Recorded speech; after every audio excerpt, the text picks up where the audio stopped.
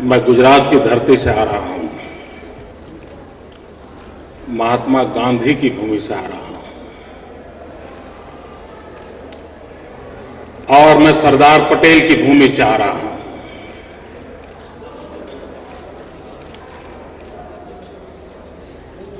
आजादी के आंदोलन की तरफ अगर देखा जाए तो देश की आजादी के आंदोलन को दो मुख्य धाराओं ने प्रभावित किया था। एक, महात्मा गांधी के नेतृत्व में जन आंदोलन के माध्यम से, अहिंसक क्रांति के माध्यम से देश को आजादी दिलाने का प्रयास, और दूसरा, सशस्त्र क्रांति से देश को आजादी दिलाने का प्रयास। और मित्रों, दोनों धाराओं का नेतृत्व किसी न किसी गुजराती के पास था। श्याम जी कृष्ण वर्मा थे जो क्रांति गुरु माने जाते थे, जिन्होंने लंदन में इंडिया हाउस की स्थापना की थी, जिन्होंने देश में क्रांतिकारियों को दिशा देने का काम किया था। और महात्मा गांधी भी गुजरात से थे, जिन्होंने देश को आजादी दिलाई थी। मित्रों, अनेक महापुरुषों ने त्याग किया, तपस्या की, जीवन खपा दिया, जवानी जेल में बिता दी ताकि देश को स्वराज्य मिले। और इन लोगों के लगातार प्रयासों के कारण आखिर को वो सपना साकार हुआ, हमें स्वराज्य मिला। लेकिन स्वराज्य के बाद 6 दशक से भी ज्यादा समय हो चुका है, लेकिन देश स्वराज्य के लिए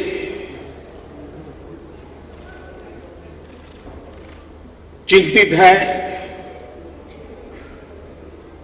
उसकी अपेक्षा है कि स्वराज्य कब मिले। और इसलिए दोस्तों, अगर विश्व की प्रगति की जो भी यात्रा है,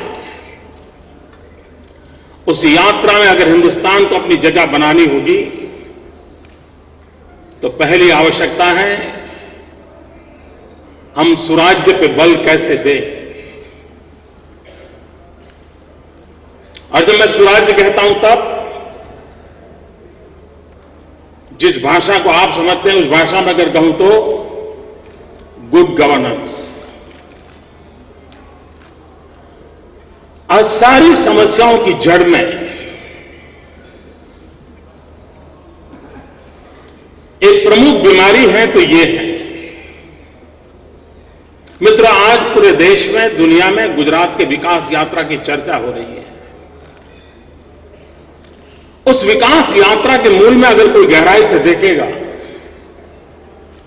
तो एक बात पर बल दिया है और वह है गुड गवर्नेंस। और लेकिन हम एक कदम आगे हैं। मैं जब गुड गवर्नेंस की चर्चा करता हूं तो मैं अपने मॉडल की बात करता हूं तो मैं कहता हूं P2G2, pro people good governance. आमतौर पर हमारे यहां शासन फायर फाइटर का काम करता है। समस्याएं हुई, शासन उसको फॉलो करता है, दौड़ता है, रास्ता खोजता है। मित्रों, शासन का काम है स्थितियों को विजुलाइज करें, नए आयामों की खोज करें, स्थितियों बदलने का संकल्प करें और उसके अनुकूल नई व्यवस्थाओं को विकसित करें। लेकिन हम पिछले 6 दशक से ज्यादा समय से देख रहे हैं कि हम उन कामों को करने में विफल हुए हैं। और उसका नतीजा ये हुआ है कि आज देश के अंदर एक निराशा का माहौल है। देश निराशा की गर्त में डूब चुका है। हर किसी को लगता है यार छोड़ो, क्या होना है, सब चोर है, सब बेकार है, पता नहीं यार ईश्वर की क्या इच्छा थी हमको इस देश में पैदा किया। नहीं, मैं तो यार पढ़ाई पूरी करके भागना चाहता हूं, जाना चाहता हूं, कहीं कुछ कैरियर के लिए सोच रहा है। यह आवाज सब दूर सुनाई दे रही है मित्रों, लेकिन मेरी सोच अलग है। मेरे गुजरात के मेरे चौथा टर्म है जब मुख्यमंत्री के नाते मैं कार्य कर रहा हूं, और मैं अनुभव के आधार पर कह रहा हूं कि यही कानून, यही कॉन्स्टिट्यूशन, यही रूल्स एंड रेगुलेशन, यही मुलाजिम, यही फाइलें, यही दफ्तरें, यही लोग, इसके बावजूद भी हम आगे बढ़ सकते हैं।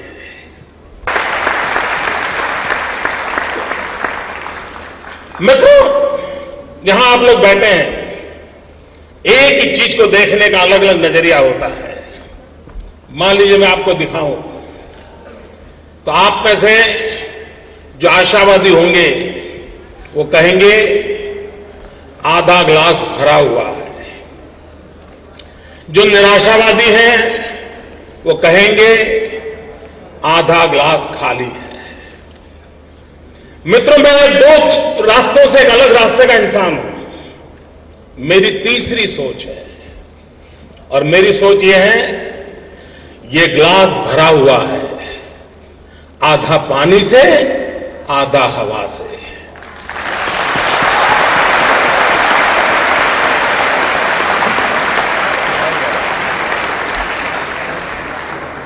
मित्रों, मैं होप के संबंध में, आशा के संबंध में इतना विश्वस्त हूं, इतना आश्वस्त हूं कि हम स्थितियों को पलट सकते हैं। मुझे अभी एक देश के एम्बेसडर मिलने आए थे। काफी फॉर्मल बात होने के बाद वो धीरे से राजनीति की ओर जाने की कोशिश की उन्होंने, और उन्होंने मुझे पूछा कि आपको क्या लगता है हिंदुस्तान के सामने दो प्रमुख चैलेंजेस क्या है। मैंने उनको सहज जवाब दिया था। मैंने कहा, हमारे लिए सबसे बड़ी चैलेंज ये है कि हम अपॉर्चुनिटी का यूज कैसे करें। तो उन्होंने पूछा कैसे। मैंने कहा कि मेरा देश दुनिया का सबसे नौजवान देश है। 65% जनसंख्या मेरी बिलो 35 है। पूरा यूरोप बूढ़ा हो चुका है, चाइना बूढ़ा हो चुका है, विश्व में सबसे नौजवान देश है ये। 35% पॉपुलेशन अगर बिलो 65% पॉपुलेशन अगर बिलो 30 है, 35 है। लेकिन दुर्भाग्य मेरा यह है कि इतनी बड़ी अपॉर्चुनिटी, इतना बड़ा डेमोग्राफिक स्कोप, इसको हम उपयोग नहीं कर पा रहे। ये सबसे बड़ी चैलेंज है। दूसरा उन्होंने पूछा, मैंने कहा मेरा देश गरीब नहीं है, हमारे पास अपार भू संपदा है, धन संपदा है, इतने नेचुरल रिसोर्सेज हैं। हमारा पूरा ईस्टर्न इंडिया देख लीजिए, नेचुरल रिसोर्सेज से भरा पड़ा है, लेकिन हम उसका सही इस्तेमाल कर करके समृद्धि की ओर जा नहीं पा रहे हैं। और इसलिए हम अवसर को खोते चले जा रहे हैं। अवसर को कैसे पकड़ना, उसको कैसे चैनलाइज करना, उसको उसमें से कैसे वेल्थ क्रिएट करना, उसमें से कैसे डेवलपमेंट करना, उस चैलेंज को हमने पूरा करना है। भाई बहनों,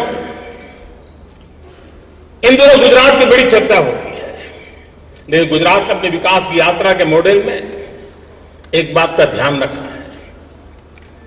हम सिंगल पिलर पर अपना टैंक खड़ा करना नहीं चाहते हैं, और इसलिए हमने हमारे पूरे डेवलपमेंट मॉडल को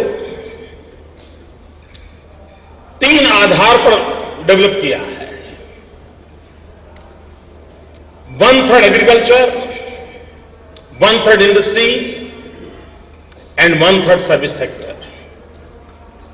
और हमारी कोशिश यह है कि हमारे इन तीनों क्षेत्रों का विकास एक समान रूप से हो, और कभी एक आध में कोई कठिनाई आ जाए, रुकावट आ जाए, तो दूसरे 2 उसको सपोर्ट जाए। और मित्रों, आज मैं गर्व से कह सकता हूं, हमारे देश का एग्रीकल्चर ग्रोथ, आप तो इस क्षेत्र के विद्यार्थी हैं, गूगल गुरु के शिष्य हैं, और इसलिए आपके पास हर इंफॉर्मेशन उंगली पर मौजूद होती है। 20 साल से यह देश एग्रीकल्चर ग्रोथ का टारगेट 4% तय करता है, लेकिन 2-2.5% पे आकर के लुढ़क जाता है। मित्रों, गुजरात कभी एग्रीकल्चर स्टेट नहीं रहा। गुजरात यानी रेगिस्तान, और हमारी तो हालत यही है, इधर हमारे यहां रेगिस्तान, उधर पाकिस्तान।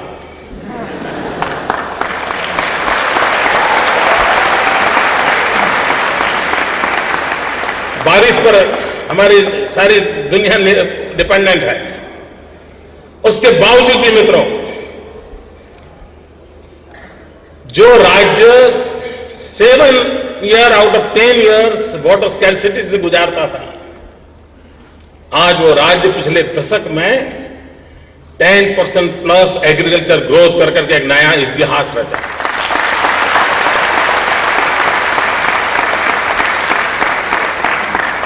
और ये अचानक नहीं हुआ है दोस्तों, इसके लिए कड़ी मेहनत की गई है। आप मीडिया के अंदर देखते हो कि मोदी का वाइब्रेंट गुजरात समिट होता है, बहुत बड़ा होता है। अभी अभी एक वाइब्रेंट समिट हो गया है, दुनिया के 121 देश के लोग मौजूद थे। मित्रों, मेरा जो वाइब्रेंट समिट होता है वो सिर्फ 2 दिन होता है, और वो भी 2 साल में एक बार होता है। लेकिन मैं एवरी ईयर मई जून महीने में, जबकि गुजरात में टेम्परेचर 44 डिग्री होता है, 1 महीने के लिए कृषि महोत्सव करता हूं। मेरी सरकार के 1 लाख से ज्यादा सरकारी कर्मचारी, मेरे साथी, गांव जाते हैं, खेतों तक जाते हैं, और लैब से लैंड तक नॉलेज ट्रांसफर कैसे करना, नए इनोवेशंस को खेत तक कैसे पहुंचाना, उसके लिए जी जान से जुटे रहते हैं। मित्र, हिंदुस्तान के अंदर मनुष्य के पास हेल्थ कार्ड नहीं है, लेकिन गुजरात एक ऐसा राज्य है जहां किसानों के पास सॉइल हेल्थ कार्ड है,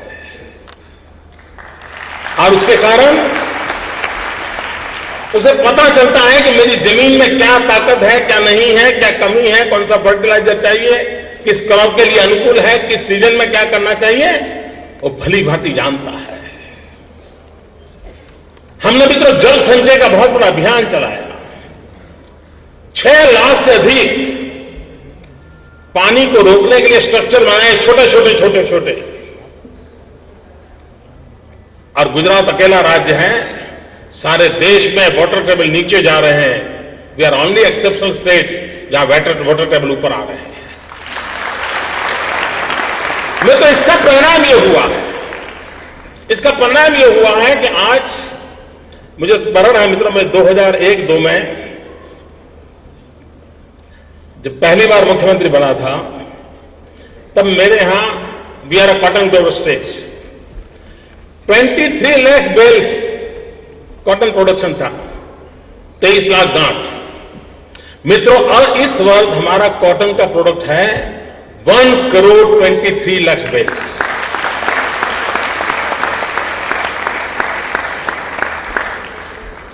लेकिन अगर हम वहीं अटक जाएंगे तो मित्रों, एक स्थिति ऐसी बन जाएगी कि हमारा किसान को जो मिलना चाहिए नहीं मिलेगा, किसान परेशान होने की स्थिति आएगी। तो नेक्स्ट स्टेप ये होना चाहिए कि वैल्यू एडिशन कैसे करेंगे, और वैल्यू एडिशन की दिशा पर हमने बल देने का प्रयास किया है। मित्रों, एक अभी हम टेक्सटाइल पॉलिसी लाए हैं, और मेरा टेक्सटाइल पॉलिसी का मेरा मतलब यह है कि मैं नहीं चाहता हूं कि मेरा कॉटन ग्रोवर अपना कॉटन बेचने के लिए दर दर भटकता रहे, और इसलिए मेरी एक 5 फॉर्मूला है, farm to fibre, fibre to fabric, fabric to fashion, fashion to foreign. जहां कॉटन होगा वहीं धागा बनेगा, जहां धागा है वहीं कपड़ा बनेगा, जहां कपड़ा है वहीं रेडीमेड गारमेंट बनेगा, और वहीं से उसको दुनिया में एक्सपोर्ट करूंगा और मेरे किसान की इनकम बढ़ेगी।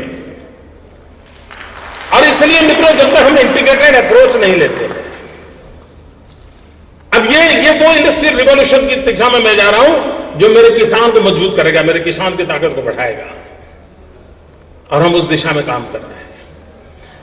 और आज मेरे राज्य की इकोनॉमी में 1/3 हिस्सा एग्रीकल्चर के द्वारा हो रहा है। मित्र, एग्रीकल्चर के साथ जुड़ा हुआ है एनिमल हस्बेंड्री। मित्रों, यहां बैठा हुआ कोई भी नौजवान, कोई दोस्त ऐसा नहीं होगा जिसको अगर चाय पीने की आदत हो और चाय में दूध गुजरात का न हो। आप दिल्ली वाले जो दूध पीते हैं वो गुजरात से आता है। मित्र, आज यूरोप में जाओ और कभी भिंडी की सब्जी खाओगे तो विश्वास करना, वो भिंडी की सब्जी गुजरात से आई है। आप सिंगापुर जाइए, दूध मांगेंगे, मैं मित्र विश्वास से कहता हूं वो दूध गुजरात से आया है। आप अफगानिस्तान जाएं और टमाटर खाएं तो लिख लेना वो टमाटर गुजरात से आया है।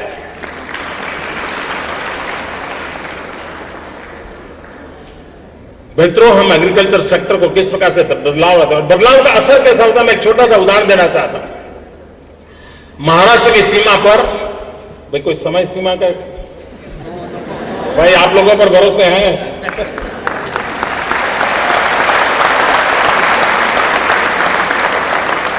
क्योंकि मैं कभी टीचर नहीं रहा, इसके कारण 45 मिनट का मेरा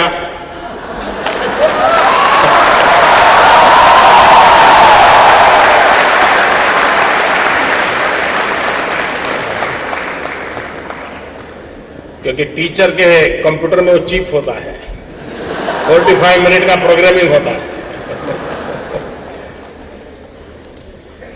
मतलब हमारे यहां महाराष्ट्र से सटा हुआ एक ट्राइबल बेल्ट है। उस ट्राइबल बेल्ट के कुछ किसान मुझे एक बार मिलने आए। मैं बहुत साल पहले, जबकि राजनीति में नहीं था, तो ट्राइबल बेल्ट में काफी काम करता, तो मैं उस इलाके से परिचित था। उन्होंने कहा, साहब हमारे यहाँ कुछ रोड्स का करिए आप। मैंने कहा, भाई तुम्हारे यहाँ तो रोड बहुत अच्छे हैं, पक्का डामर की सड़क है, क्या चाहिए तुम्हें? और मैंने कहा 2 लेन रोड है। नहीं, बोले साहब रोड तो है, अच्छे रोड है, लेकिन हमारी कुछ कठिनाइयां हैं और हमें थोड़ा इंप्रूवमेंट चाहिए। मैंने कहा, क्या यार, क्या करोगे वहां जंगलों में? तो बोले, अब हम फिनलैंड के साथ एग्रीमेंट किया है और हम बनाना की खेती करते हैं और हमारा बनाना एक्सपोर्ट होता है। लेकिन ट्रक में जब बनाना लेकर के जाते हैं तो आज जो रोड है वो बीच बीच में कहीं इस प्रकार का जर्क आता है, तो हमारे 20% बनानास दब जाते हैं, और इसलिए हमें पेवर रोड चाहिए। मित्रों, दिल्ली के भी सभी इलाके में पेवर रोड नहीं होगा। देखिए, हमारे देश के नागरिक की सोच देखिए, उसका दम देखिए, ट्राइबल की सोच देखिए। वो कहता है कि दुनिया के बाजार में मुझे बनाना पहुंचाना है, मेरे बनाना को कोई डैमेज ना हो, इसलिए मुझे पेवर रोड की जरूरत है। मित्रों, ये एस्पिरेशन मेरे देश के नागरिकों के अंदर हो तो इस देश का भविष्य उज्जवल है, मैं साफ देखता हूं।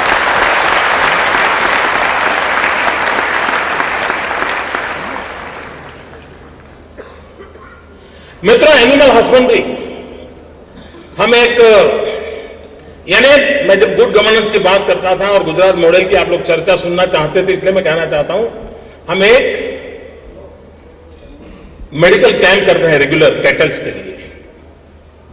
हर वर्ष करीब 2500-3000 कैटल कैंप लगते हैं मेरे। उनका मेडिकल चेकअप, उनका ऑपरेशन, बहुत डिटेल में उसकी सारा अभियान चलता है। उसका परिणाम क्या है मित्रों? पिछले 6 साल में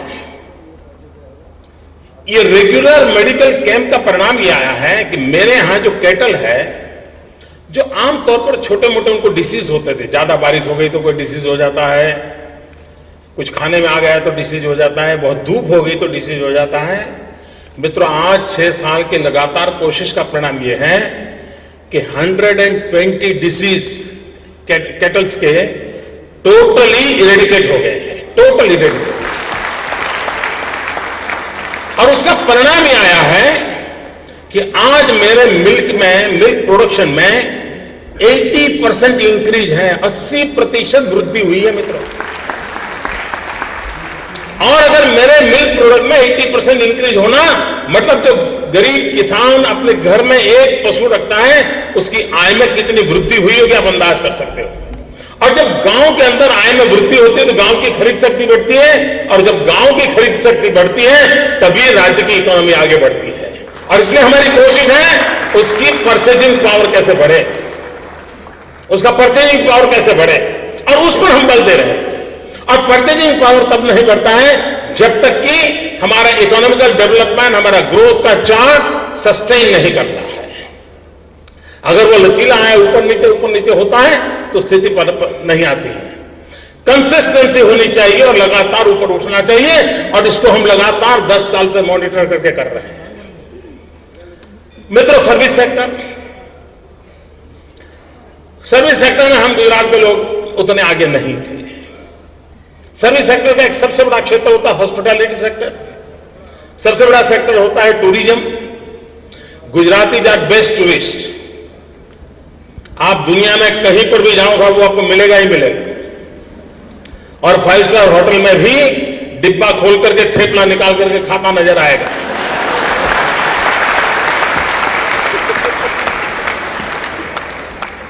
लेकिन Gujarat was never a tourist destination.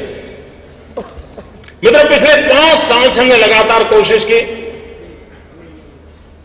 और आज हिंदुस्तान का टूरिज्म ग्रोथ है उससे पिछले 3 साल का गुजरात का टूरिज्म ग्रोथ डबल है।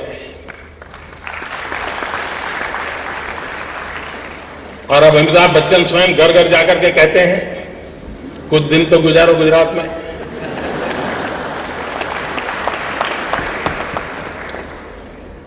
और मुझे विश्वास है आप लोग जरूर कभी न कभी आओगे, और हो सकता है रहने का पसंद करोगे। तो मित्रों, सर्विस सेक्टर में भी हमने काफी बल दिया है और उसका एक परिणाम आया है। मित्रों, एक एजुकेशन का क्षेत्र देख लीजिए। जब 2001-2 का काल था तब मेरे गुजरात में 11 यूनिवर्सिटीज थी। Today we have 42 universities. और मैं यूनिवर्सिटी जब कहता हूं तब we are first in the world where we have a forensic science university. मित्रों, आज पूरी दुनिया में क्राइम वर्ल्ड ने रूप बदल दिया है। हॉलैंड में बैठा हुआ बच्चा हैकिंग करके आपकी बैंक में से सारे रुपए उठा के ले जा सकता है। साइबर क्राइम बढ़ता चला जा रहा है, इकोनॉमिक ऑफेंस बढ़ते जा रहे हैं। उन सारी दुनिया में से अगर हमको कोई व्यवस्था खड़ी करनी है तो forensic science is only way. और दुनिया में कहीं पर भी फॉरेंसिक साइंस यूनिवर्सिटी नहीं है। We are the first in the world. और आज इजराइल जो कि सिक्योरिटी की दुनिया में बहुत बड़ा माना हुआ नाम है, ऑस्ट्रेलिया है, कनाडा है, दुनिया के समृद्ध देश ये हमारी फॉरेंसिक साइंस यूनिवर्सिटी के साथ जुड़ करके उसके डेवलपमेंट के अंदर हमारे हिस्सेदार हैं। और ग्लोबली हमने अपना एक रेपुटेशन प्राप्त किया है। मित्रों, हिंदुस्तान में गुजरात एक पहला राज्य है जिसने रक्षा शक्ति यूनिवर्सिटी बनाई है। मित्रों, आप दिल्ली के अंदर इन दिनों काफी गुस्से में है, आक्रोश में है लॉ एंड ऑर्डर को लेकर के। हर कोई इसके लिए अपनी चिंता जताता है। मैं यहां आलोचना करने आया नहीं हूं, लेकिन क्या हम रास्ते खोज सकते हैं? मित्रों, आज क्या है? आज लॉ एंड ऑर्डर सिचुएशन के स्थिति में कहा आता है तो ज्यादातर क्या होता है, हमारे यहां जो पुलिस का रिक्रूटमेंट है वो कैसे होता है? बॉडी की साइज पे होता है। अगर वो 6 फुट का है तो उसकी भर्ती हो जाती है। 6-8 महीना वो इधर उधर उसको दौड़ाते हैं, हाथ में बंदूक पकड़ा देते हैं, यूनिफॉर्म आ जाता है, कानून उसके हाथ में आ जाता है। मित्र, उसमें बदलाव की जरूरत है।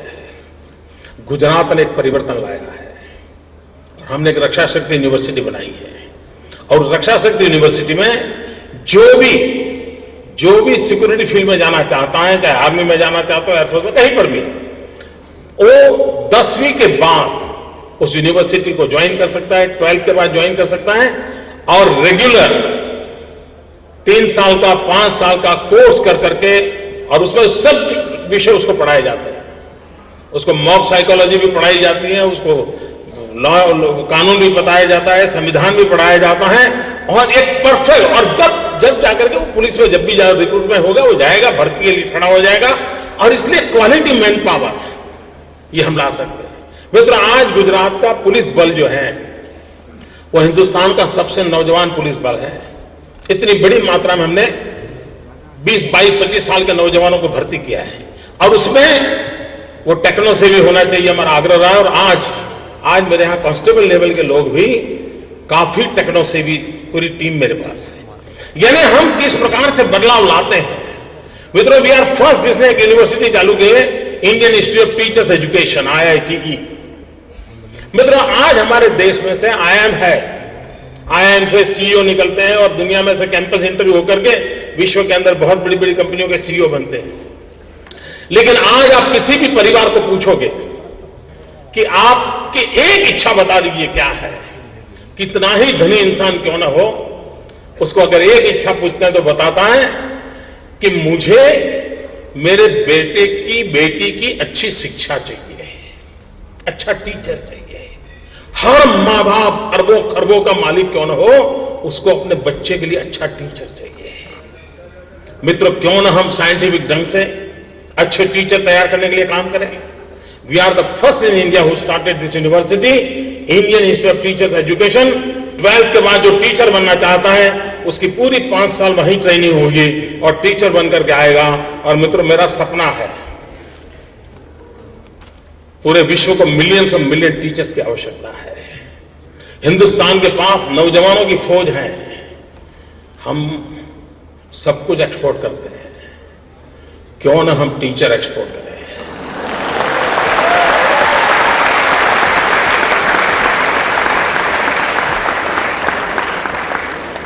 और मित्रों, मैं साफ कहता हूं, एक व्यापारी जाता है दुनिया के देश में, कोई माल एक्सपोर्ट करता है या व्यापार करता है तो वो डॉलर और पाउंड पर कब्जा करता है, लेकिन एक टीचर जाता है तो पूरी पीढ़ी पर कब्जा कर लेता है। जी, ये ताकत है। मित्रों, भारत ने इस रूप में देखना चाहिए चीजों को, इस विजन के साथ देखना चाहिए। हमने अपने एक कोने में अपने आप को फंसाए रखने की आवश्यकता नहीं है। उसी प्रकार से मित्रों, दूसरा है हमारा इंडस्ट्रियल डेवलपमेंट। इंडस्ट्रियल डेवलपमेंट के सेक्टर में ये बात सही है मित्रों कि हम इसलिए पिछड़ रहे हैं कि हमने टेक्नोलॉजी अपग्रेडेशन में ध्यान नहीं दिया। मित्रों, एक समय था गुजरात में अहमदाबाद मैनचेस्टर ऑफ इंडिया कहलाता था। कपड़े की मिलें इतनी बड़ी मात्रा में थी, जहां भी देखो आपको कपड़ों की मिलों की बहुत बड़ी बड़ी चिमनियां दिखती थी। वो पूरा उद्योग नष्ट हो गया आज से 30-40 साल पहले। और इसके लिए मतलब ब्रांडिंग जरूरी होता है। आप तो मित्रों, आपने शायद आपके को वो नसीब आया नहीं, लेकिन हम जिस आयु के हैं, अजय और हम जब छोटे थे तो बाजार में मेड इन जापान सुनते ही अच्छा हो ले लिया, मेड इन जापान उठाओ, पेन भी है मेड इन जापान उठाओ। कोई पूछता नहीं था कि किस कंपनी का प्रोडक्ट है, इस किस कंपनी, कोई नहीं पूछता था, सिर्फ मेड इन जापान। कभी कंपनी का नाम नहीं था, गांव का नाम नहीं, कुछ नहीं था। मित्रों, क्यों ना हम दुनिया के सामने मेड इन इंडिया का बिल्कुल हमारा ढोल न पीटे, लेकिन ये ब्रांडिंग करने के लिए एक आध जगह नहीं होते, कई प्रकार के विषय होते हैं। अब देखिए, अभी इन दिनों आप में से किसी को जापान जाने का अवसर मिला हो, मैं अभी मेरे यहां चुनाव के पहले जापान सरकार के निमंत्रण पर जापान गया था। 2012 अगस्त से सितंबर में मैं हैरान था। होटल में गए तो क्रॉकरी पर भी एक स्लोगन लिखा है, बिस्किट आते हैं तो बिस्किट पर भी एक स्लोगन का सिक्का लगाया हुआ है, ट्रैवलिंग का टिकट लेते हैं तो एक स्लोगन है उस पर। कोई ऐसी जगह नहीं होगी, कोई ऐसी जगह नहीं होगी जहां पर एक स्लोगन न लिखा। और स्लोगन क्या है? आपसे उस समय की बात है, 8 साल के बाद ओलंपिक का होस्ट जापान है। 8 साल के बाद ओलंपिक होने वाला है, तो उसकी तैयारी और उसका एनवायरनमेंट क्रिएट करने के लिए हर जगह पर we are waiting for Olympic, we are ready for Olympic, be ready for Olympic. क्या माहौल खड़ा किया मित्रों! यानी ओलंपिक जब आए तब आए, लेकिन ओलंपिक के माध्यम से एक देश का सा स्पिरिट पैदा किया जा रहा है।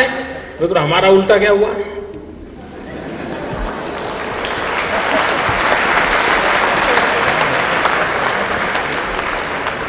मित्रों, दुनिया इन अवसरों को किस प्रकार से उठाती है?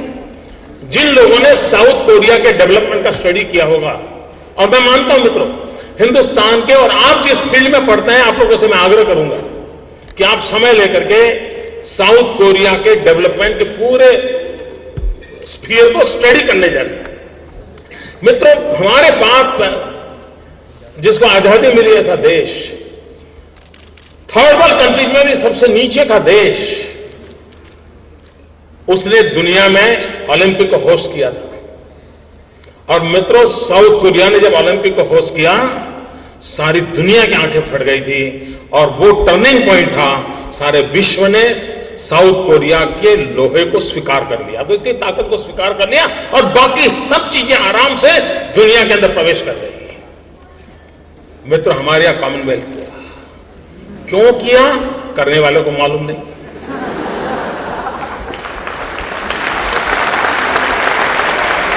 मित्रों, 100 करोड़ का देश एक इवेंट से पूरे देश का कैसे ब्रांडिंग कर सकता है? और मित्रों, ग्लोबली अगर आपको देखना है तो करना पड़ता है। और उस अर्थ में मैं कहना चाहता हूं, मेरे गुजरात का vibrant Gujarat global investor summit, मैं जब अंदर आ रहा था, मैंने जैन साहब को पूछा, नौजवान क्या सुनना चाहते हो? जो विषय उन्होंने कहा वो मैं भी बोलना चाहता हूं। उन्होंने कहा, भाई आपका ग्लोबल रिलेवेंस हमें समझाइए। मित्रों, आपको आज जान करके खुशी होगी मित्रों, मैं दिसंबर एंड तक चुनाव में बिजी था। लास्ट वीक ऑफ दिसंबर मेरा शपथ हुआ, और जनवरी 11 को मैंने वाइब्रेंट समिट ऑर्गेनाइज किया। मेरे पास 10 दिन थे, और मित्रों, मुझे उस मेरी टीम की एफिशिएंसी के लिए और चीजों को इंस्टीट्यूशनलाइज करने का क्या परिणाम आता है, गर्व से कहता हूं, मुझे 121 कंट्रीज वेर देयर। मित्रों, दुनिया के 121 देश एक ही रूप के नीचे हो, और हिंदुस्तान का इंडस्ट्रियल वर्ल्ड का हुज जिसको कहें, सब के सब वहां मौजूद थे। एक प्रकार से 50% GDP of the country was under one roof.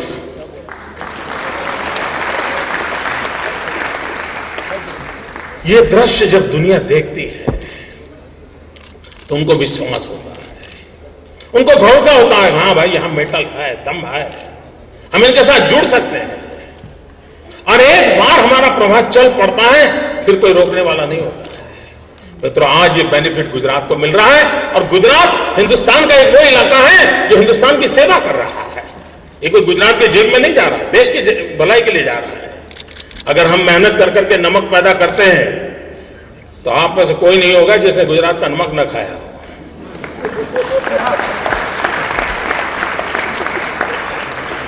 तो काम भले होता हो, फायदा पूरे देश को होता है। और वैसे भी हमारा मंत्र है, है गुजरात का विकास, और उसी तर्ज पर हम काम कर रहे हैं।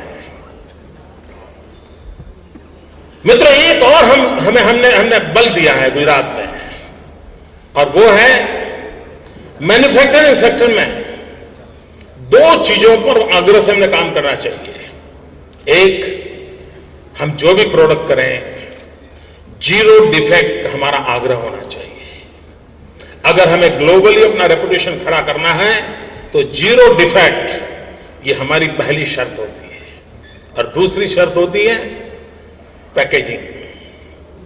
मित्रों, कभी कभी बढ़िया चीज भी हमारे पैकेजिंग की गड़बड़ के कारण परेशान हो जाती है, और पैकेजिंग कभी ऐसा होता है जहां डिलीवरी पहुंचती है तब तक पूरा बक्सा टूट गया होता है।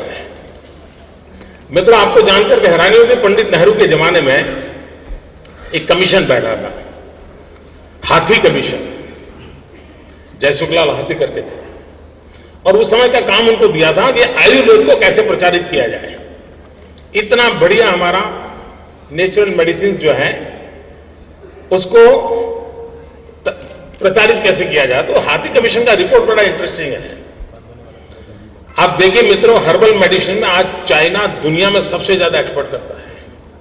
हम, जो कि ये हमारी अमानत है, हमारे पूर्वजों की बहुत बड़ी हमें भेंट है, आज हर्बल के एक्सपोर्ट में हमारा कहीं स्थान नहीं है। लेकिन उस हाथी कमीशन का रिपोर्ट बड़ा इंटरेस्टिंग, उसने पहले पेज पे लिखा है कि आयुर्वेद तब तक लोकप्रिय नहीं होगा जब तक कि आयुर्वेद के पैकेजिंग में कोई हम वैज्ञानिक परिवर्तन नहीं लाते हैं। पहले आयुर्वेद क्या था, पुड़िया होती थी, लोग पुड़िया लेके कहां घूमेंगे, कोई कहते टैबलेट चाहिए, टैबलेट भी बढ़िया पैकेजिंग में चाहिए। ये जब से आयुर्वेद में बदलाव आना शुरू हुआ, हमारे देश में भी आयुर्वेद पॉपुलर हुआ। मित्रों, हमें पूरे विश्व की जो एक कंज्यूमर की साइकी है, एक बायर की साइकी है, उस साइकी को स्टडी कर करके हमने हमारे मैन्युफैक्चरिंग वर्ल्ड को डेवलप करना पड़ेगा। और एक बार हमने अपना रुतबा जमा दिया तो मित्र, मैं मानता हूं सारी दुनिया हमारे तरफ आकर्षित होने की पूरी संभावनाएं पड़ी है, और उसको लेकर के हम आगे बढ़ सकते हैं। भाइयों बहनों, ये वर्ष स्वामी विवेकानंद जी की 150वीं जयंती का वर्ष पूरा देश मना रहा है। गुजरात सरकार भी विवेकानंद जी की 150 वर्ष की जयंती मना रहा है। हमने इसे युवा वर्ष के रूप में घोषित किया है। मित्रों, तय ये करना है कि हमारे देश के युवा की तरफ हम किस नजर से देखना चाहते हैं। मुझे चिंता हो रही है कि हमारे देश का एक तबका और ज्यादातर राजनीतिक दुनिया के लोग, उनके दिमाग में हमारा देश का युवा ये सिर्फ न्यू एज वोटर है, और अगर यही सोच रही, मैं नहीं मानता हूं कि हम स्थितियों को पलट सकते हैं। मित्रों, मैं उसी परंपरा से आ रहा हूं राजनीति की, मैं उसी अखाड़े से आया हूं, लेकिन मेरी सोच भिन्न है। मैं चाहूंगा कि मेरा देश मेरे नौजवानों को सिर्फ न्यू एज वोटर न माने, वो स्वीकार करें कि हमारे युवा न्यू एज पावर है। अगर न्यू एज पावर है तो फिर उनकी तरफ देखने का, उनकी शक्तियों का उपयोग करने का दृष्टिकोण पलट जाएगा। मित्रों, स्वामी विवेकानंद ने सपना देखा था कि मैं साफ देख रहा हूं कि मेरी भारत माता एक दिन जगत गुरु के स्थान पर विराजमान होगी। विश्व गुरु के रूप में मैं मेरी भारत मां को देख रहा हूं, और एक बार मेरी भारत माता पूरी शक्ति के साथ, समृद्धि के साथ, सामर्थ्य के साथ विश्व के अंदर नेतृत्व करती होगी। नौजवान दोस्तों, मेरा बाबा विवेकानंद के शब्दों में बड़ी मेरी श्रद्धा है। उन्होंने ये बात कहे 125 साल हो गए, उनका जीवन काल 150 साल का जन्मदिन मना रहे हैं। 25 साल की आयु में विश्वास उन्होंने प्रकट किया था। क्या मित्रों हम लोगों का दायित्व नहीं है कि स्वामी विवेकानंद जी की 150वीं जयंती पर हम उनके सपनों को पूरा करने का संकल्प करें? क्या हम लोगों का दायित्व नहीं है कि इस पूरे विश्व में हिंदुस्तान का डंका जमाने वाले इस महापुरुष से जो कहा है उसको चरितार्थ करने के पीछे अगर थोड़ी सी मेहनत करें तो हम दुनिया पलट सकते हैं? मित्रों, आज समय की मांग है कि स्वामी विवेकानंद जी की 150वीं जयंती जब मना रहे हैं तब, और भारत की युवा शक्ति के भरोसे हम भव्य दिव्य भारत के निर्माण का सपना देख करके हम आगे बढ़ सकते हैं। और मित्रों, आगे बढ़ने के लिए जिन बातों की ओर बल देने की आवश्यकता मुझे लगती है, सारा विश्व कहता है 21वीं सदी हिंदुस्तान की सदी, कोई कहता है 21वीं सदी एशिया की सदी, कोई कहता है 21वीं सदी चाइना की सदी। मित्रों, 21वीं सदी हिंदुस्तान की सदी, इस पर हमारा भरोसा इसलिए है कि जब जब मानव जात ज्ञान युग में प्रवेश किया है तब तक भारत ने मानव जात का नेतृत्व किया है, और 21वीं सदी ज्ञान की सदी है। और इसलिए मेरा पूरा भरोसा है कि 21वीं सदी हिंदुस्तान की सदी बन सकती है। मित्रों, 21वीं सदी बनाने का सामर्थ्य है तो हमारे युवाओं में है। हम भाग्यवान हैं कि इस सदी में हमारे पास विश्व के सर्वाधिक नौजवानों की फौज वाला ये हिंदुस्तान है। ये हमारी दूसरी ताकत है। और तीसरा मित्र, हम लोगों की पहचान क्या थी? पूरा विश्व हमको क्या मानता था? और अभी नहीं मित्रों, 10-15 साल पहले तक, 20 साल पहले तक दुनिया के कई लोगों की मान्यता यही थी कि हिंदुस्तान यानी सांप सपेरों का देश, हिंदुस्तान यानी भूत प्रेत की जमात, हिंदुस्तान यानी काला जादू, ब्लैक मैजिक का दुनिया, ये हिंदुस्तान की पहचान। मित्र, हमारे नौजवानों ने 20, 22, 24 साल के नौजवान विश्व में जाकर के पूरे हिंदुस्तान की छवि को बदल दिया पिछले 20 वर्ष के अंदर। एक बार मैं ताइवान गया था। ताइवान में मेरे साथ एक इंटरप्रेटर था। ये मैं 15 साल पहले की बात कर रहा हूं, तब मैं मुख्यमंत्री नहीं था। तो मेरे साथ वो रहता था, 5-6 दिन का मेरा दौरा था। लास्ट डे उसके परिचय बढ़ गया तो उसने मुझे बड़े संकोच से पूछा कि साहब आपको बुरा ना लगे तो मैं एक सवाल पूछना चाहता हूं। मैं कहा पूछिए। बोले साहब, क्या अभी भी आपके देश में सांप सपेरे वाली सारा दुनिया है? क्या अभी भी आपके यहां भूत प्रेत की दुनिया चल रही है? क्या अभी भी आपका देश अंधश्रद्धा में डूबा हुआ है? वो बेचारा वही चीजों को जानता था। मैंने कहा नहीं, अब तो हम स्नेक चर्मन नहीं रहे हैं, हमारा काफी डिवेल्यूशन हो गया है। बोले मतलब? मैंने कहा हमारे पूर्वज तो स्नेक चर्मन हुआ करते थे, ये हमारी जनरेशन में वो दम नहीं है, हम लोग माउस चर्मर हैं।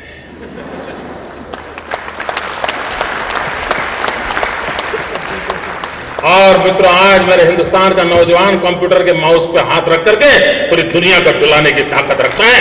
ये ताकत मेरे देश के नौजवान में है।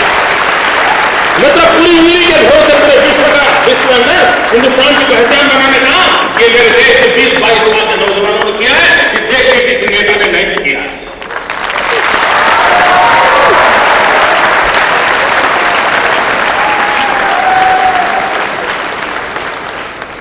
विश्व को भारत की तरफ नए नजरिए से देखने के लिए मजबूर किया। मित्रों, आप लोगों को जानकारी होगी, जब क्लिंटन यहां आए थे, मैंने वजह प्रेसिडेंट, यहां से उनका एक टूर बना था जयपुर जाने का, और जयपुर के गांव में गए थे। और गांव में महिलाएं किस प्रकार से वहां का कोऑपरेटिव सोसाइटी चलाते हैं, कैसे कंप्यूटर कहती है, घूंघट ट्रांसफर करके सारी महिलाएं अपना कारोबार चला रही थी।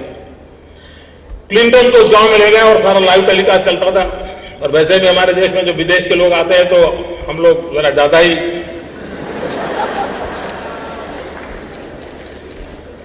बड़ा सिक्योरिटी का इंतजाम था। उस गांव के चुने हुए जो पंच था उनको सबको आई कार्ड दिया गया था, वही लोग उनके साथ साथ चलते थे। और सबको बड़ी कुछ कड़ी सूचनाएं थी कि क्लिंटन आएंगे, 2 मिनट यहां जाएंगे, 2 मिनट यहां जाएंगे, बीच में किसी ने कुछ करना नहीं, ढिकना नहीं, फलाना नहीं, सब ये सब आपने लाइव टेलीकास्ट अगर देखा होगा तो आपके ध्यान में होगा। मित्रों, वो घटना बड़ी प्रेरणा देने वाली। उस गांव में जब गए, उन्होंने उस गांव को सारा देखा, उन महिलाओं को कंप्यूटर के ऊपर अपना हिसाब किताब करते देखा, घूंघट ओढ़ा हुआ था। एक वहां का पंच, दलित मां के बेटा, पंचायत में चुना हुआ एक व्यक्ति, वो लपक करके क्लिंटन के पास पहुंच गया। गांव वाले बड़े नाराज हो गए, ये वहां क्या पहुंच गया भाई, क्या बात करेगा, इसको तो अंग्रेजी तो आती नहीं है और ये गांव की इज्जत खराब कर देगा। और ये जाकर के क्लिंटन के साथ आंख में आंख मिलाकर के बोलने लगा। सारे लोग गांव के थे, उनके आंख कान खड़े हो गए कि क्या क्या, लोगों को लगे यार शायद वीजा वीजा मांगता होगा।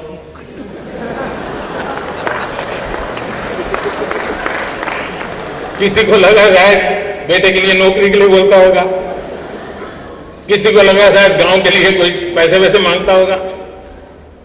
मित्रों, ये गरीब दलित मां का अनपढ़ बेटा दुनिया की महासत्ता के नायक के सामने खड़े होकर के कहता है, और पूरे विश्व ने उस घटना को टीवी पर देखा था।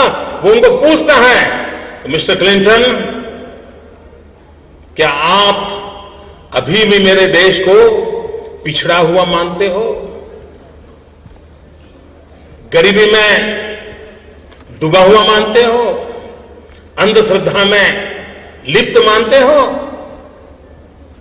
उनको जब इंटरप्रेटर ने इंटरप्रेट करके दिया तो क्लिंटन का चेहरा इधर हो गया और उन्होंने कहा, नहीं, मैं अब ऐसा नहीं मानता हूं और मैं दुनिया में जहां जाऊंगा, मैं हिंदुस्तान क्या है ये मैं दुनिया को बताऊंगा।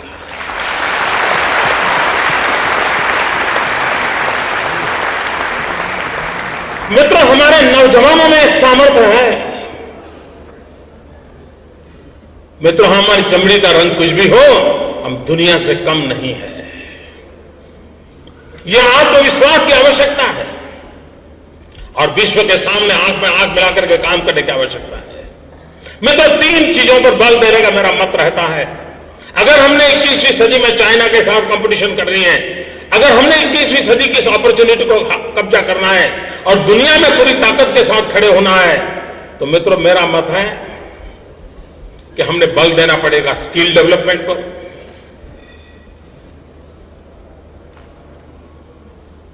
दूसरा मित्रों, हमारा स्केल बड़ा होना चाहिए। और तीसरी बात, हमारी स्पीड तेज होनी चाहिए। स्किल, स्केल एंड स्पीड, ये 3 चीजों को हमने आत्मसात करने की आवश्यकता है। मित्रों, आज हमारे नौजवानों के पास मस्तिष्क है, इरादा है, भुजाएं हैं, लेकिन स्किल के अभाव में वो विकास की यात्रा में हिस्सेदार नहीं बन पा रहा है। हमने गुजरात के अंदर स्किल डेवलपमेंट का अभियान चलाया है। लाखों की तादाद में नौजवानों को स्किल डेवलपमेंट के लिए हम काफी बजट लगा रहे हैं और भारत में किसी भी जगह पे इतनी बड़ी मात्रा में नहीं हो रहा है, इतनी बड़ी मात्रा में हो रहा है। और स्किल डेवलपमेंट का नजरिया भी देखिए। हमने हमारे अफसरों को कहा कि ऐसा करो, जन्म से मृत्यु तक व्यक्ति को किन किन चीजों की आवश्यकता होती है, जरा सूची बनाइए। तो ध्यान में आया कम से कम 1000 चीजें ऐसी हैं जिसकी हर व्यक्ति को जरूरत पड़ती है जीवन से मरण में। ये तो सरसरी नजर से बनाया। मैंने कहा अगर 1000 चीजों की जरूरत है, मतलब 1000 प्रकार की स्किल की जरूरत है, तो हम उन 1000 टाइप ऑफ स्किल डेवलपमेंट चालू करो। मित्रों, आज हम बहुत तेजी से नए नए स्किल डेवलपमेंट के मिशन को लेकर आगे बढ़ रहे हैं और उसका हमें बहुत परिणाम मिला। मित्रों, स्पीड, हम ऐसे काम कर रहे हैं जी, कागज पर 2-2 साल निकाल देते हैं। मित्रों, आप सब लोग, आप इस क्षेत्र के विद्यार्थी हो और मेरी एक सोच है, government has no business to do a business. ये मेरी बिल्कुल सोच है मित्रों। मिनिमम गवर्नमेंट, मैक्सिमम गवर्नेंस, इसके बिना कोई चारा नहीं है। मित्रों, आप लोग नैनो कार की घटना से परिचित हैं। आपने केस स्टडी के विषय में जाना होगा। लोग कहते हैं, रतन टाटा भी कहते हैं, भाई हम गए और बिल्कुल मिनटों के अंदर सारा काम हो गया, हमारा प्रोजेक्ट हो गया, हम प्रोडक्शन में चले गए, 1 साल गए। इसकी सारी घटनाएं जानते हैं। मैं एक और घटना सुनाना चाहता हूँ। मैं ज़्यादा समय नहीं ले रहा हूँ, आप लोग बताइए भाई। कंटिन्यू करें? यस यस करें? यस। पक्का? मित्रों, एक दिन मेरे ऑफिस में एक नौजवान आया, बड़ा प्रेजेंटेबल भी नहीं था, कम्युनिकेशन भी बड़ा वीक था, और ओरिजिनली वो इंडियन था, लेकिन उसका जन्म अफ्रीका में हुआ था और बाद में वो कनाडा शिफ्ट कर गया था और वहीं पर वो डेवलप हुआ था। वो ओरिजिनल गुजराती था। वो मुझे मिलने आया, 5-6 मिनट वो अपनी बात बता रहा था, लेकिन मुझे कुछ जम नहीं रहा था, हमारा केमिस्ट्री मैच नहीं हो रही थी। मुझे लगा ये मेरा समय बर्बाद कर रहा है। मैं बिल्कुल सही बात बता देता हूँ दोस्तों, आपके सामने झूठ क्या बोल रहा हूँ। तो हमारी केमिस्ट्री मैच नहीं हो रही थी। अब मैंने कहा भाई ये जल्दी जाए तो अच्छा, मुझे बहुत काम है। तो मैंने कहा ऐसा करो भाई, आपको जो काम आपके मन में है, आप बड़ौदा जाओ, वहाँ के मेरे कलेक्टर को मिलो और ये उसके लेवल पर आपका काम, उसी से चर्चा करो, फिर कोई तकलीफ हो तो मुझे बताना। एक प्रकार से मैंने उसको टाल करके निकाल दिया, लेकिन चूंकि मेरे यहाँ एक प्रोफेशनलिज्म होने के कारण उस कलेक्टर को सूचना चली कि ऐसा कोई नौजवान आएगा, उसको कुछ काम है, देख लेना। लेकिन मैंने उससे हाय तौबा करके छुट्टी ली थी।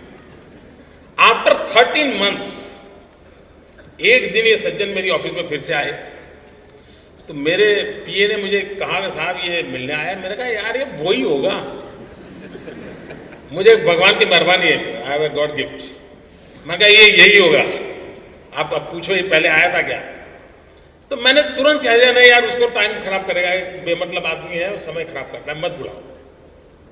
तो मेरे पीए ने कहा नहीं नहीं साहब, वो इन्विटेशन देने आया है। इन्विटेशन? मैं कहा बुलाओ बुलाओ उसको बुलाओ।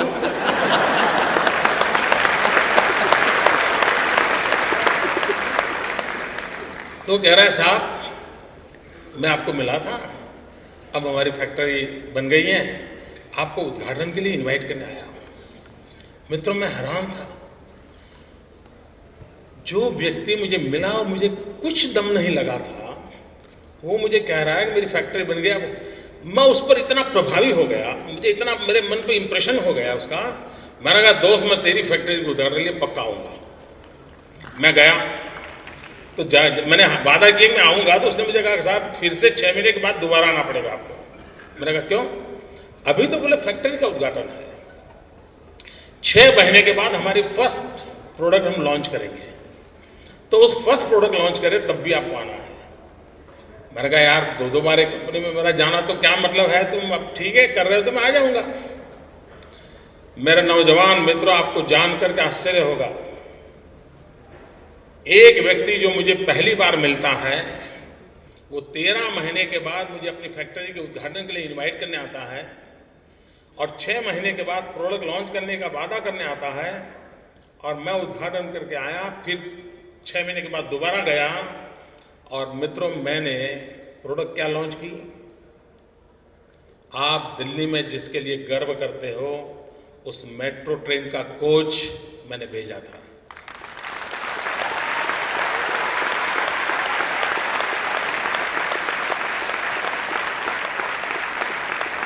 आप कल्पना कीजिए स्पीड की, कि एक व्यक्ति अभी तो मैप देख रहा है कि किस इलाके में जाऊं, वो 19 महीने के बाद पहला मेट्रो का कोच बनाकर के दिल्ली को डिलीवरी देता है। और आज दिल्ली के अंदर जितने मेट्रो के कोच आ रहे हैं वो गुजरात से बनकर के आ रहे हैं। मित्रों, जब तक हम इस स्पीड पे काम नहीं करेंगे, होती हैं चलती हैं, देखेंगे करेंगे, तो दुनिया हमारा इंतजार नहीं करेगी, दुनिया आगे चली जाएगी। और इसलिए हमारी पूरी शासन व्यवस्था में, हमारी सोच में इन चीजों को बदलाव लाना पड़ेगा। और स्केल भी मित्रों, छोटे स्केल पे काम नहीं होता, बहुत बड़े स्केल पे काम करना चाहिए। आपको कभी मौका मिले तो गांधीनगर में आइए, मैंने एक महात्मा मंदिर बनाया है, हिंदुस्तान का सबसे बड़ा कन्वेंशन सेंटर बनाया है, और उसको बनाने में मुझे 162 डेज लगे थे, 162 दिवस। हिंदुस्तान का सबसे बड़ा कन्वेंशन सेंटर वो बना है। मित्रों, स्केल कितना बड़ा होना चाहिए जिसका आप अंदाज कर सकते हैं। और इसलिए आवश्यकता है कि हम इन चीजों पर बल देते हुए हम विकास की यात्रा को आगे बढ़ाएं। और एक बात निश्चित है मित्रों, सभी समस्याओं का समाधान डेवलपमेंट है। विकास के बिना कोई चारा नहीं मित्र। देश बर्बाद हुआ है वोट बैंक की राजनीति से। देश को आवश्यकता है डेवलपमेंट पॉलिटिक्स की। अगर देश की राजनीति भी डेवलपमेंट के धुरा पर अगर चलेगी तो इस देश में बहुत बड़े बदलाव आ सकते हैं। मित्रों, मैं फिर से कहता हूं, मैं उन इंसानों में हूं जिसको ये ग्लास पूरा भरा हुआ दिखता है। आधा पानी से है, आधा हवा से है। मैं उस आशावादी इंसानों में से हूं और इसलिए मैं साफ देख रहा हूं, जो सपना स्वामी विवेकानंद जी ने देखा था वो सपना जरूर साकार होगा। इसी नौजवान पीढ़ी के माध्यम से होगा और फिर एक बार ये भारत माता जगत गुरु के स्थान पर विराजमान होगी। आप सबके बीच आने का मुझे मौका मिला, सब नौजवानों से बात करने का अवसर मिला। मैं आपका बहुत बहुत